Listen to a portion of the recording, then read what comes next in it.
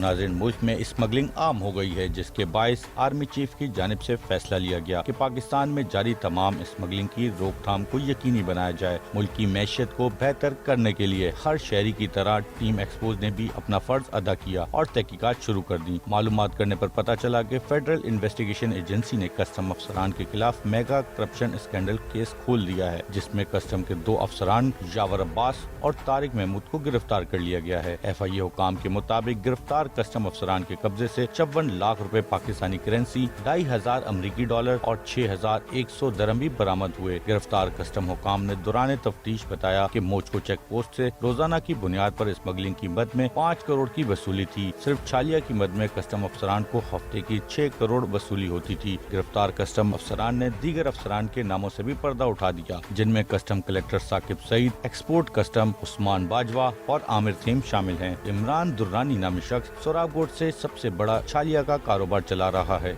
सोराबकोट से छालिया को मुख्तलिफ इलाकों में सप्लाई किया जाता है, जिससे गुटखा बनता है। स्मगलिंग ताफ्तान बॉर्डर और चमन बॉर्डर से शुरू होकर कराची से मुल्क के मुख्तलिफ हिस्सों में की जाती है, जिनमें गाड़ियों के टायर, ईरानी डीजल, पेट्रोल, कपड़ा, गाड़ियाँ, सिगरेट, बच्चों के खाने पीने की अशिया, छालिया, इलेक्ट्रॉनिक आइटम और खाने पकाने की तमाम तरह अशिया मौजूद हैं। आखिर कैसे ये सामान बलूचिस्तान के रास्ते कराची पहुंचता है, जबकि बलूचिस्तान से कराची तक तमाम इदारों की चेक पोस्टें मौजूद हैं, जिनमें सबसे ज्यादा जिम्मेदारी कस्टम हुकाम की बनती है। पहले आपको दिखाते हैं कि बलूचिस्तान से ईरानी डीजल और पेट्रोल कैसे आसानी से मुंतकिल होता है।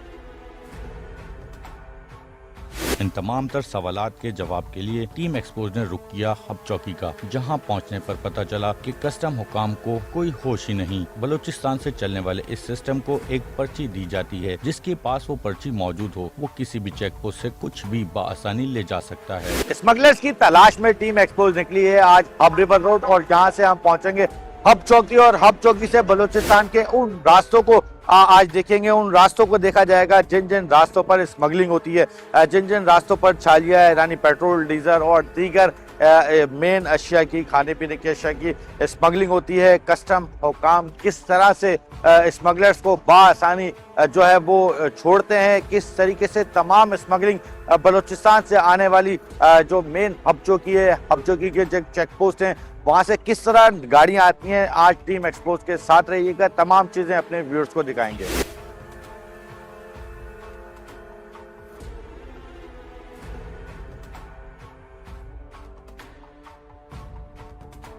हम इस वक्त पहुंचे हैं मेन कस्टम चौकी। जब कोई भी गाड़ी बलूचिस्तान से आती है तो हब चौकी की जो मेन कस्टम चौकी कहलाती है, मेरा कैमरामैन अगर आपको दिखाए तो बिल्कुल अपनी गाड़ी के अंदर बैठ के बहुत ही खुफिया तरीके से कस्टम की चौकी को हम शूट कर रहे हैं। आप देख सकते हैं कि इस वक्त भी कस्टम चौकी खाली है। ये वो मेन कस्टम चौकी है जो बलूचिस्तान से कोई भी चीज़ स्मगलिंग की रोकथाम के लिए यहाँ पर बनाई गई है। कई गाड़ियाँ खड़ी हुई हैं, लेकिन कस्टम चौकी के बाहर दिन दहाड़े कोई मौजूद नहीं है। इतलात हैं कि जैसे ही यहाँ से सूरज ढलता है, यहाँ से बिल्कुल तमाम लोग चले जाते हैं और एक पर्ची दी जाती है। वो पर्ची जो है जब पीछे से ही बलूचिस्तान से दी जाती है, वही पर्ची कस्टम की जो चेक पोस्ट है वहाँ पर वही पर्ची दिखाई जाती है। जितना भी माल हो आपके पास नॉन कस्टम जो भी चीज़ हो, चूँकि वहाँ पर आप काला धन दे चुके होंगे, उसके बाद इस कस्टम चौकी से वो चीज़ बासानी क्लियर हो जाती है। इस वक्त भी आप देख सकते हैं कि मैं कस्टम चौकी बहुत ही खुफिया तरीके से शूट करके दिखा रहा हूँ आपको, क्योंकि इसके साथ दीगर फोर्सेस भी मौजूद हैं जो अपना काम बाकायदगी से कर रही हैं। इसके साथ रेंजर्स की चौकी मौजूद है। अगर वहाँ मैं आपको दिखाऊं तो उस पर बाकायदा तौर पर लोग मौजूद हैं, तलाशी ली जा रही है, हर गाड़ियों की चेकिंग की जा रही है। लेकिन उसी के साथ कस्टम की जो चौकी मौजूद है उस पर कोई काम नहीं हो रहा, कोई एहलकार बाहर नहीं खड़ा हुआ दिखाई दे रहा, कोई नहीं है। जो भी नॉन कस्टम सामान यहाँ से जाए आए, कस्टम की तरफ से कोई रोकथाम नहीं है। इतनी सख्ती के बावजूद कस्टम की तरफ से अब तक रोकथाम ना होना ये एक सवालिया निशान है।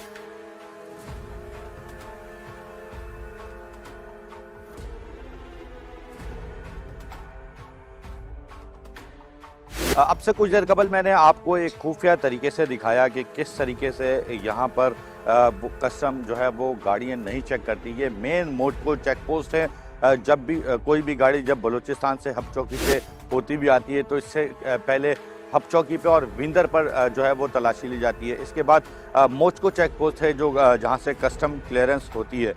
इस वक्त मेरा कैमरामैन अगर आपको इस वक्त भी दिखाए, मैं इस रोड का मंजर दिखाऊं आपको, तो ये वो रोड है जो बलूचिस्तान से आ रहा है और बलूचिस्तान से आते हुए सीधा कराची जा रहा है, जबकि दूसरा रोड जो है वो कराची से आ रहा है, कराची से आते हुए इसी तरीके से बलूचिस्तान की जानिब जा रहा है। एक जानिब इधर पुलिस की जो मोबाइल है कस्टम की वो खड़ी हुई है, लेकिन उसके बावजूद कोई असरात सामने नहीं है। इसी तरीके से दूसरी तरफ जो चेक पोस्ट है यहाँ से बलूचिस्तान से जाने वाली, वहाँ पर भी आपको बाकायदा तौर पर दिखाई देगा कि जितने कस्टम के एहलकार खड़े हैं किसी गाड़ी को नहीं रोक रहे, किसी को नहीं पूछ रहे, कोई तलाशी नहीं ली जा रही। जबकि शाम का वक्त है, पीक आवर्स हैं, पीक आवर्स से ये यहाँ और यही वक्त होता है स्मगलिंग का। और जैसे ही यहाँ पर रात ढलेगी स्मगलिंग मज़ीद अरूज पे चली जाएगी। इसी तरीके से सेम सिनेरियो रहेगा, कोई आने जाने वाली गाड़ी को नहीं पूछा जाएगा, नहीं चेक किया जाएगा।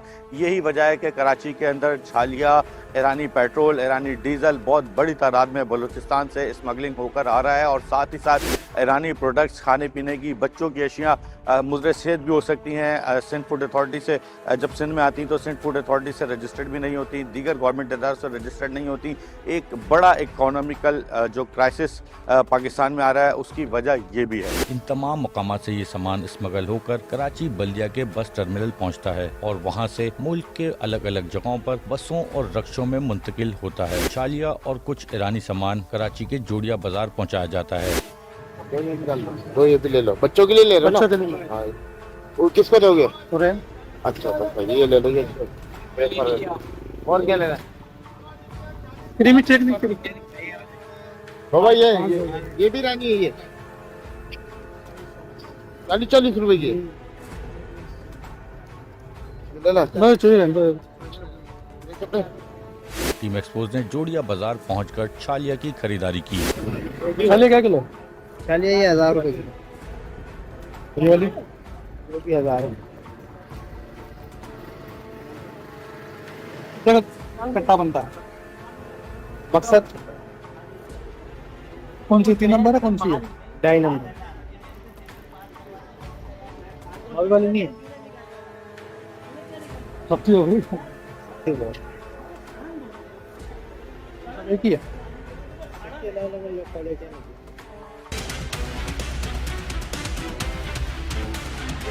टीम एक्सपोज पहुंची हब चौकी के बाद कराची से बाहर जाने वाले रास्ते सुपर हाईवे, जहां पहुंचकर इस बात का अंदाजा हुआ कि कस्टम हुकाम की कराची से बाहर जाने वाले रास्ते पर कोई चेक पोस्ट मौजूद नहीं, जबकि आने वाले रास्ते पर मौजूद चेक पोस्ट पर कस्टम की गाड़ी तो खड़ी थी, ताहम कस्टम हुकाम गायब नजर आए। मैं इस वक्त कराची टूल प्लाजा पहुंच चुका हूं और जैसे ही मैं आज बात बताऊं कि आपको खास तौर पे स्मगलिंग पर हम आज का टॉपिक है हमारा, और स्मगलिंग बलूचिस्तान से होती हुई कराची पहुंचती है। कराची की हब चौकी के बाद जो है वो जितने स्मगलर्स हैं वो तमाम वो रास्ते इख्तियार करते हैं जो हाईवे के होते हैं, क्योंकि यहाँ पर मुबैना तौर पर कस्टम की मिली भगत से कराची में स्मगलिंग अब तक नहीं रुक सकी है। कई मरतबा कई इदारों ने, इवन के आर्मी चीफ की जानिब से भी स्मगलिंग पर नोटिस लिया गया है, लेकिन इसके बावजूद मैं इस वक्त सोराब गोड पर हूँ। सोराब गोड से टूल प्लाजा तक एक भी कस्टम की गाड़ी नहीं दिखी। रास्ते में पुलिस ज़रूर तलाशी लेते हुए दिखी, रेंजर्स ज़रूर तलाशी लेते हुए दिखी, लेकिन कस्टम हुकाम आखिर कहाँ हैं? कैसे कराची में नॉन कस्टम सामान आता है, कैसे कराची में नॉन कस्टम चीज़ें आती हैं, कैसे ईरानी पेट्रोल और ईरानी डीजल की स्मगलिंग हो रही है, किस तरीके से बड़ा छालिया का कारोबार हो रहा है कस्टम की मिली भगत के बावजूद। मैं इस वक्त मेन सुपर हाईवे पर मौजूद हूँ। आप देख सकते हैं कि ये वो टूल प्लाजा है जिसे क्रॉस करने के बाद कराची की हदूद ख़त्म हो जाती है।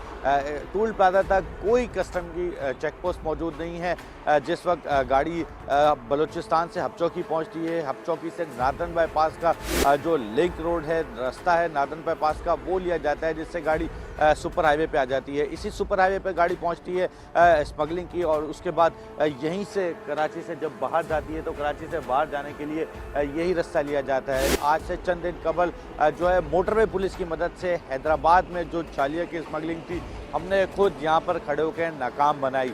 ना हमारी इलाके पुलिस की जानिब से कोई मदद की गई, ना कस्टम की जानिब से मदद की। जब हम पहुँचे, गाड़ी पकड़ने का फैसला किया, तो तमाम इदारों ने जो है वो सिस्टम कह के, एक लफ्ज़ सिस्टम कह के हटा दिया, जिसके बाद जो है मोटरवे पुलिस की जानिब से मदद की गई और मोटरवे पुलिस के साथ हमने इस घिनौने धंधे को रोका। जब हम एज अ मीडिया पर्सन या एज अ मोटरवे पुलिस इस गौरख धंधे को रोक सकती है, तो कस्टम आखिर क्यों सो रहा है? कस्टम अपना काम, अपनी ड्यूटियाँ क्यों अंजाम नहीं दे रहा? यही वजह है कि कराची में स्मगलिंग इस वक्त करना बहुत आसान है।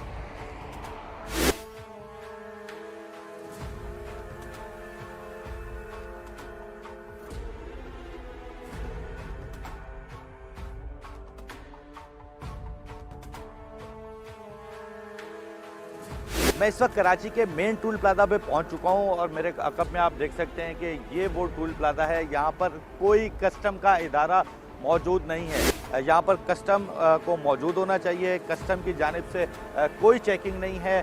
पीछे वही बात है कि हाईवे के ऊपर रेंजर्स पुलिस तमाम गाड़ियाँ मौजूद हैं, लेकिन कस्टम मुकाम मौजूद नहीं है जो स्मगलिंग की रोकथाम है। और ख़ास तौर पे स्मगलिंग, इस वक्त भी आप देख सकते हैं कि एक सुजुकी गुजर रही है, उसके ऊपर अजीब सा कपड़ा डाला हुआ है। इसके अंदर क्या सामान जा रहा है, क्या नहीं जा रहा है, कोई कस्टम मुकाम नहीं है जो इसको रोके, पूछे कि क्यों, आखिर कहाँ। आराम से कराची का टूल प्लाजा क्रॉस कर दिया जाता है। और दूसरी स्मगलिंग जो है वो गाड़ियों के अंदर हो रही है। बड़ी गाड़ियों में इसकी स्मगलिंग की जा रही है। छालिया की स्मगलिंग की जा रही है। ईरानी पेट्रोल, डीजल की तमाम स्मगलिंग की जा रही है। बहुत सख्ती की गई है आला हुकाम की जानिब से कि इस स्मगलिंग को रोका जा सके, लेकिन कस्टम कहीं नज़र नहीं आ रहा। ये मेन सुपर हाईवे है, मेन कराची का टूल प्लाजा है। यहाँ पर अब तक कोई कस्टम हुकाम का ऐसा अमला नहीं पहुँच सका है जो इस चीज़ को चेक करे, कोई स्नैप चेकिंग लगाए। अलबत्ता यहाँ से जाने वाले रोड पर कस्टम चौकी ज़रूर बनाई गई है, जहाँ पर भी मैं भी आपको दिखाऊंगा कि वहाँ भी कोई पूछगिछ नहीं है, वहाँ भी कोई पूछने वाला नहीं है। कराची से आना जाना आसान है, कोई भी चीज़ स्मगलिंग करना आसान है। दीगर फोर्सेस ज़रूर इसके ऊपर काम कर रही हैं, लेकिन जिसका काम है वो अब भी होश के नाखून नहीं ले रही। खुदारा कस्टम मुकाम इस चीज़ को नोटिस ले और ये गोरख धंधे को रोके, ताकि हमारी मुल्क की मैशत बहाल हो सके।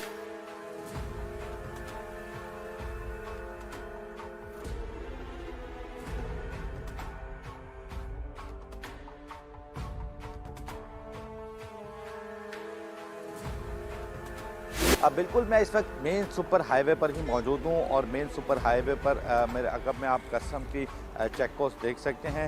ये वो कस्टम की चेक पोस्ट है जिसका काम है जब गाड़ियाँ कराची में इंटर होती हैं हैदराबाद से या दीगर मकामात से, सुपर हाईवे से जब किसी भी जगह से गाड़ी आती है, इंटर होती है, उसे चेक करें। लेकिन कस्टम वाले इस वक्त किस तरीके से आराम से बैठे हुए हैं, किस तरीके से अपनी ड्यूटी सर अंजाम दे रहे हैं, आप देख सकते हैं कि कस्टम की एक गाड़ी भी खड़ी हुई है वीगो।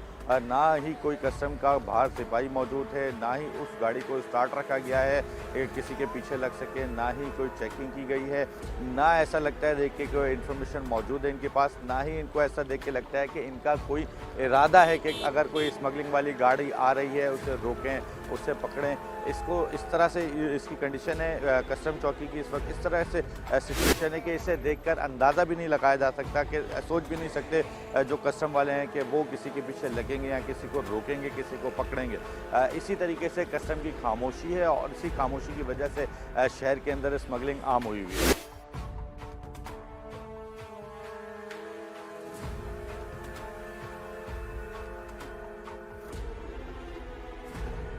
अकब में आप देख सकते हैं कि ये वो टूल प्लाजा है। जब भी कोई गाड़ी बलूचिस्तान से कराची में इंटर होती है तो इंटर होने के बाद पहला रास्ता जो है वो हबीबर रोड का लिया जाता है, जो बल्दिया टाउन से होता हुआ कराची में इंटर होता है। दूसरा रास्ता वो जब गाड़ियां कराची से बाहर निकलती हैं, कराची से बाहर की तरफ मुंतकिल होती हैं, तो फौरी तौर पर नादन बाईपास का रास्ता लिया जाता है। बलूचिस्तान से आने वाली गाड़ी हब पहुंचती है, हब पे नादन बाईपास का रास्ता लिया जाता है। नादन बाईपास के रास्ते के बाद यहाँ से गाड़ी सुपर हाईवे पे जाती है। ना इस मुकाम पर आपको कोई कस्टम की चेक पोस्ट नज़र आएगी, ना इससे पहले कोई कस्टम की चेक पोस्ट नज़र आएगी। जो सुपर हाईवे पे टूल प्लाजा तक कोई आपको कस्टम मुकाम नहीं दिखेंगे, माँ सिवाय सिर्फ और सिर्फ एक जो है वो कराची जब बलूचिस्तान से इंटर होते हैं तो हब चौकी के अलावा कोई कस्टम की चेक पोस्ट मौजूद नहीं है। और यही वो तमाम एरियाज़ हैं जहाँ से कस्टम का सामान जो है वो दीगर जगहों पर मुंतकिल होता है। पहले इतलात ये हैं कि यहाँ पर पहुँचता है, पहुँचने के बाद इन्हीं सुपर हाईवेज़ के डिफरेंट एरियाज़ के अंदर माल पहुँचाया जाता है। एक ये भी कुछ लोगों की जानिब से ये दावा किया जाता है कि सोराब कोट के अंदर बड़े बड़े गोदाउन के अंदर बड़े पैमाने पर छालिया और दीगर स्मगलिंग का आइटम मौजूद है, जिसकी जो बाकायदा तौर पर करोड़ रुपए मालियत रखता है और वो माल स्टोर हुआ है। यही वजह है कि कस्टम कोई काम नहीं कर रही। इसकी वजह से ना कोई कस्टम के रोड पर चेक पोस्ट नज़र आ रही है, ना कहीं पकड़ दकड़ नज़र आ रही है। कस्टम की करप्शन के बाइस स्मगलिंग शहर के अंदर बहुत आसान हो गई है। कस्टम की करप्शन अगर रुक जाए तो शहर में जो है वो स्मगलिंग ना हो।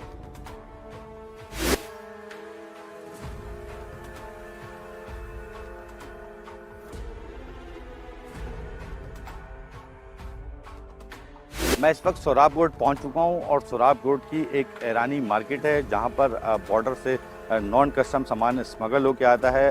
हैरत की बात है कि कस्टम मुकाम को ये तमाम चीज़ें नज़र नहीं आती, लेकिन मैं यहाँ पहुँच चुका हूँ। अब उन दुकानदारों के पास जाऊँगा जो कि सरेआम फ़रोख्त कर रहे हैं किसी डर व खौफ के बगैर। उनसे बात करूँगा और जल्द आपको दिखाता हूँ। बिल्कुल, मैं इस वक्त सोराब रोड पहुँचा हूँ और आप देख सकते हैं कि यहाँ पर सस्ते दामों तमाम वो प्रोडक्ट्स मौजूद हैं जो हमारे मुल्क के अंदर महंगी है। ये कौन से प्रोडक्ट्स हैं, ये जो इनके ऑनर हैं उनसे पूछते हैं जो इस शॉप के ऑनर हैं। और इनमें जो अगर एक्सपायरी की बात की जाए तो 2023 से 2025 तक की इसकी मैन्युफैक्चरिंग डेट है। हाजी साहब इस वक्त मेरे साथ मौजूद हैं। कैसे हैं हाजी साहब, खैरियत से हैं? अस्सलाम वालेकुम। बिल्कुल खैरियत, अल्लाह का करम है। मैं शुक्रिया अदा करूँ मेट्रो वन कराची का कि वो वक्तन फ़वक्तन आवाम को आगाह करते जा रही है। मैं इस वक्त ईरानी स्टोर में खड़े हुए हैं जो इसमें तकरीबन 60% ईरान है और 40% पाकिस्तानी भी हैं। और पाकिस्तानी वो माल है जो हमें फैक्ट्री या उसे सस्ता लेके यहाँ पर आवाम को सस्ता देता हूँ ताकि उसको फ़ायदा पहुँचाए। इस महंगाई के दौर में, इस तबाही के दौर में बिल्कुल आवाम तबाह बर्बाद है। अपना एक टाइम रोटी मुश्किल से, 3 टाइम नहीं, 1 टाइम मुश्किल से वो पाल रहे हैं। वो किराया देवे, 40,000 रुपये तनख्वाह में किराया देवे, बिजली का बिल देवे, गैस का बिल देवे, बच्चों का ट्यूशन पढ़ावे, बच्चों का तालीम करवावे, या वो अपने अस्पताल या कोई और इसमें कर ले, वो पूरा नहीं होता है। तो इसमें अल्लाह के फजल से, अल्लाह के करम से आम समाजी कारकुन ने मैंने ये चीज़ें बिल्कुल आधी कीमत पे लगाया हुआ है और मैं ईरान के शुक्रिया अदा करता हूँ। क्या कस्टम क्लियर हो के आती है? जी बिल्कुल, वो क्लियर आता है, परमिट होता है। जी बिल्कुल, कि किसी के पास परमिट, जो इसने परमिट बनाया हुआ है वो लीगल के तौर पर आता है। तो ये चीज़ें हमें आस्था आता है कि ये चीज़, पहले मैं इस शैम्पू से बोल रहा हूँ कि ये शैम्पू एक जम्बो चीज़ है, 750 ml है। ये यहाँ पर 350 रुपये की है। ये वैसे भी ये पाकिस्तानी जो है 1750 रुपये की है। इतना शैम्पू अगर दूसरी, आप देख सकते हैं कि एक शैम्पू के अंदर कितना फ़र्क है। ये 350 रुपये में फ़र्क कर रहे हैं, जबकि नॉर्मली 1700, 1800, 2-2, 2,500 रुपये की भी क्वालिटीज़ के ऊपर शैम्पू उसकी मौजूद हैं, जबकि ये ब्रांडेड शैम्पू है, पाकिस्तानी शैम्पू नहीं है। ब्रांडेड है, ये बहुत मुस्लिम मुल्कों में चलता है। और ऐसे में हर चीज़ का आपको जब कीमत बताता चलूँ तो आप यहाँ पर टाइम काफ़ी लगेंगी। हमारे पास ये टाफियाँ, ये केश, ये चॉकलेट, ये सर्फ, ये बिस्किट, इसमें मकसद से बहुत सी मरबे हैं, शहद है, आटा जो है और तेल जो है वो ईरान से आता है और पाकिस्तानी तेल भी है। आटा तो सारी पाकिस्तान का है, हमारे सारे चावल जो है पाकिस्तानी है। लेकिन ये है कि हमारी कीमत जो है हम दुकानों और स्टोरों से, मकसद ये है कि वहाँ से कम कीमत में है। जो चावल मकसद वहाँ पर 400 रुपये की, वो हमारे पास 340 रुपये की है। जो चावल 340 के वो हमारे पास 300 रुपये के। हमारी पाकिस्तानी चावल है जो हमें डायरेक्ट वहाँ से ख़रीद करके यहाँ पर लाता है, डायरेक्ट पंजाब से। मकसद वो एक नंबर चीज़ है और मकसद कीमत हर चीज़ में हमारी 50, 60, 70 रुपया कम है। इस वजह से अगर पाकिस्तानी चीज़ है तो मैं उसको भी कम कीमत से बेचता हूँ। अगर ईरान की है तो ईरान का भी लीगल के तौर पर हमारे पास परमिट सिस्टम है, हमारे पास हमने लाया, हम आधी कीमत पे उसको देता हूँ। अच्छा भाई साहब, 1 लीटर ऑयल नॉर्मली कितना है और आपके पास कितना है? नॉर्मली मकसद ये एक आयात होता है जो ईरान की है, एक इंडोनेशिया की है। इंडोनेशिया की हमारी 420 रुपये का पड़ता है, जो मकसद वो जमता नहीं है और मसालन को मीठा लाता है। और दूसरी ये कि हमारी जो उड़ता नहीं है वो। अगर 1 पाव डाले तो 1 पाव रहेगा, आधा किलो डाले तो आधा किलो रहेगा। उसमें मलेशिया की और ईरान की एक ही जैसी क्वालिटियाँ हैं। और ईरान की हमारी हैं जो 500 रुपये किलो पड़ता है ईरान की, और मलेशिया की 420 का पड़ता है। मकसद ऐसी है कि वो सस्ता है पाकिस्तानी से, जो किसान है या तो डालडा का तेल है उससे काफ़ी सस्ता पड़ता है। भाई साहब, एक नॉर्मल आदमी एक घर का राशन आपके पास लेके जाए, यहाँ से जाते हुए एक ये भी कॉन्सेप्ट है कि उन्हें कस्टम, पुलिस या दीगर ईरानी प्रोडक्ट्स के ऊपर तंग करती है। इस तरह का अगर कोई राशन लेने आए आपके पास और वो जा रहा हो तो फिर क्या तरीके का? बात आपकी बहुत अच्छी है, माकूल है। सब दुकानें ऐसे नहीं है कि जिसके पास परमिट नहीं है या जिसके पास उसका लाइसेंस नहीं है। ये बहुत सी लोगों के पास इसके लाइसेंस हैं, जो पाकिस्तान और ईरान ने अपना मायदा किया हुआ है। और इसके तौर पर बहुत सी दुकानें हैं जिसके पास नहीं है, लेकिन गरीब दुकानें, यहाँ से गरीब लोग आता है, दरपदर लोग आता है, मिस्किन लोग आता है, वो इसे फ़ायदा उठाता है। हम यहाँ पर न कोई गुटखा बेचता है, न कोई चालिया बेचता है, न कोई सिगरेट बेचता है, न कोई कपड़ा बेचता हूँ, न कोई टायर बेचता हूँ। यहाँ पर सिर्फ वो है कि गरीबों की जो तबाह बर्बाद लोग हैं, जो गरीब लोग हैं, उसके फ़ायदे के लिए ये। हाजी साहब का मकसद सिर्फ और सिर्फ ये है कि कोई गैर कानूनी काम नहीं है, ये सिर्फ और सिर्फ खाने पीने की प्रोडक्ट्स हैं जो लोग महंगे दामों खरीदते हैं। मैं आपको दिखाऊं कि ये डिफरेंट प्रोडक्ट्स हैं। अचार भी यहाँ पर मौजूद है, ऑयल भी डिफरेंट क्वालिटीज़ के मौजूद हैं। जो है वो चेरी है, बॉक्स पैक, डिफरेंट शैम्पू मौजूद हैं, डिफरेंट फेस वॉश मौजूद हैं। आप ये देख सकते हैं कि कितनी अच्छी क्वालिटीज़ के फेस वॉश हैं। इसी तरीके से जो है वो चॉकलेट्स हैं बच्चों की। आज तक ये बच्चों की चॉकलेट कितने की है? ये 330 रुपये की। वैसे आम कितने की है? ये बहुत महंगा है, 450-490 रुपये की। और ये आप देख सकते हैं एक और ये सॉसेज जो है ये हमारे पास 200 रुपये की है, वैसे 450 रुपये की। हर चीज़ जो है वो तकरीबन आधे दामों यहाँ पर जो है वो फ़रोख्त हो रही है। इसी तरीके से जो है वो ये जैम जेलीज हैं। ऐसा भी जैम जेली 180 रुपये की है, वैसे 800 रुपये की। 380 और 800 का फ़र्क आप समझते हैं कितना होता है? ये आधे से भी ज़्यादा का फ़र्क आ चुका है।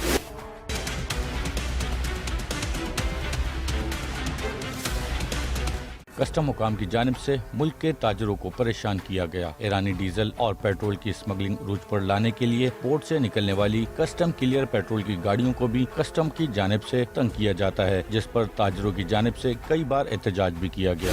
कस्टम वाले ने हमारे से 1 लाख रुपया लिया है। अच्छा, सही 1 लाख लिया है, मोबाइल हमारा उठाया है। दूसरा हमारा गाड़ी का जितना डीजल था वो सारा गिरा दिया है। डीजल हमारा कस्टम कराची वाले ने सारे गाड़ियों में डीजल भरा हुआ है। सर तुम आओ, हमारा सारे तुम आओ चेक करो, आओ हमारे साथ सारे गाड़ियों को हमारे से पैसा लेता है, हमारे से रिश्वत भी लेता है। पैसा भी मेरे हाथों से लिया है, मैंने खुद लिया है। अकबर उसका नाम है, गाड़ी को मंगवाया खुद उसने, मैंने अपने हाथों से पैसा दिया। डीजल चेक करो सर, तुम आओ डीजल चेक करो, डीजल कितना गिरा है हमारा। डीजल 1 लाख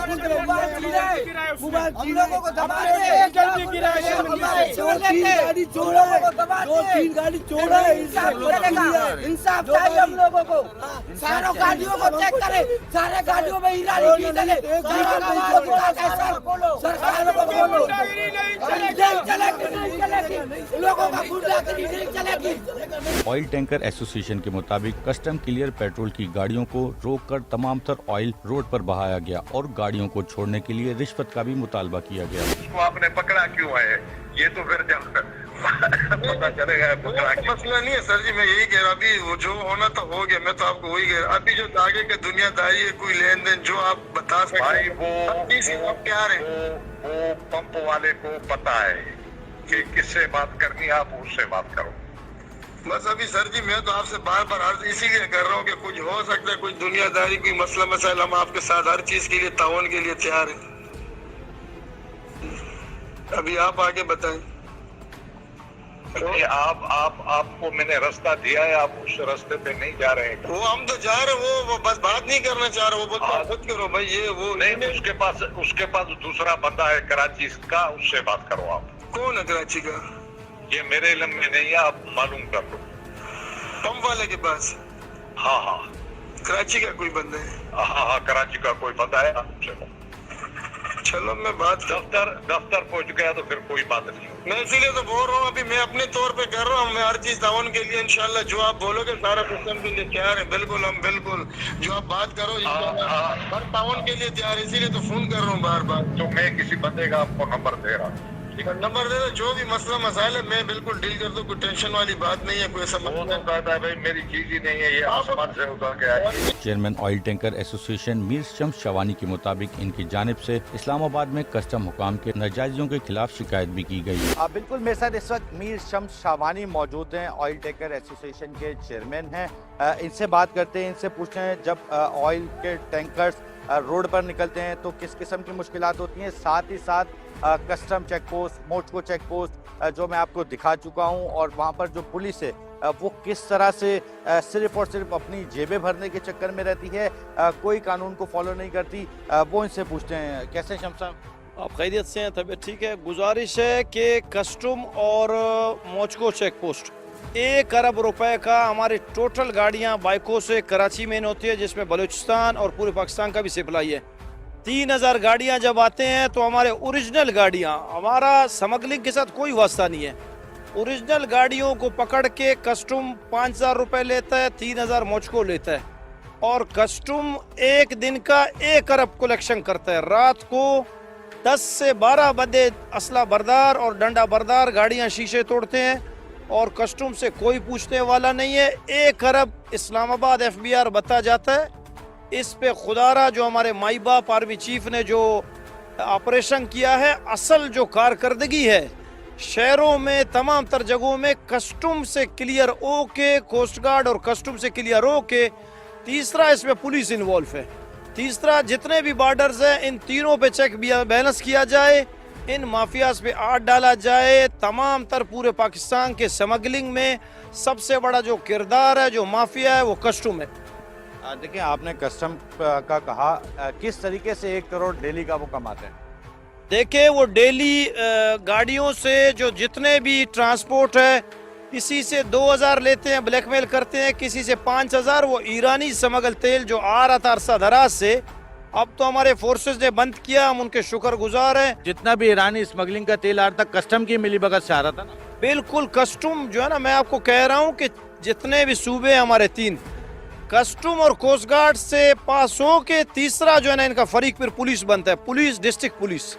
जैसे यहाँ पे मोचको है वो आता है, सबके एक पर्ची बनता है, पर्ची पे जो है ना पर्ची दिखाते हैं, पर्ची जो है ना पर्ची में 2000 रुपए का होता है। 2000 रुपए में 500 कोस्ट गार्ड का होता है, 500 कस्टम का, 500 पुलिस का होता है। ऐसे तकरीबन एक दिन में 9000 गाड़ियाँ जाता है, तो करोड़ों खरबों रुपए जो है ना करता है, जिसमें सबका सरपरस्ती कस्टम करता है। अच्छा आपने ये बताया, अच्छा ये बताएं कि बहुत बड़ी तादाद में पिछले कई टाइम से ईरानी डीजल और पेट्रोल की स्मगलिंग जारी थी, जिसमें आपने बताया कि आप लोगों की गाड़ियाँ नहीं थी, तो ये कहाँ कराची में कैसे आता था, कहाँ जाता था, किन किन जगहों पे सप्लाई होता था, है आपको मालूमात? ये देखे कराची तो क्या, ये तमाम तर पूरे ये पंजाब तक कस्टम लाइन लेता है। कस्टम अरबों रुपए लाइन लेता है, कस्टम के साथ कोस्ट गार्ड पुलिस भी मिलता है। पहला लाइन कस्टम का होता है, एक गाड़ी पे कस्टम जो है ना 50,000 भी लेता है, लाख भी लेता है, कैपेसिटी के ऊपर होता है। हर ट्रांसपोर्ट का एक अपना हिसाब होता है। कस्टम ये तमाम तर गाड़ियों के पैसे लेके कोस्ट गार्ड और पुलिस को गाइड करके फिर ये बॉर्डर से क्रॉस होता है, और हमारे बदकिस्मती से जितने भी हमारी गाड़ियां हैं, इनके वजह से हमारे खरबों रुपए का गाड़ियों के इंजन को नुकसान हुआ है।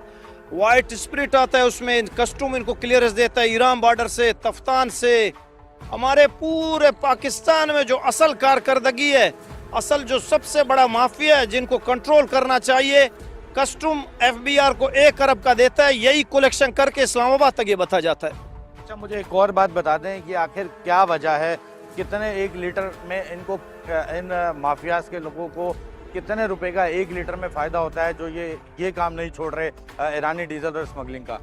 देखिए एक अरसा हो गया, ये ऐसे माफियाज है कि इनको मैं आपको कह रहा हूँ कि खरबों रुपए ये इस्लामाबाद तक जाते हैं। ये पूरा चैन है, पूरा सिस्टम है।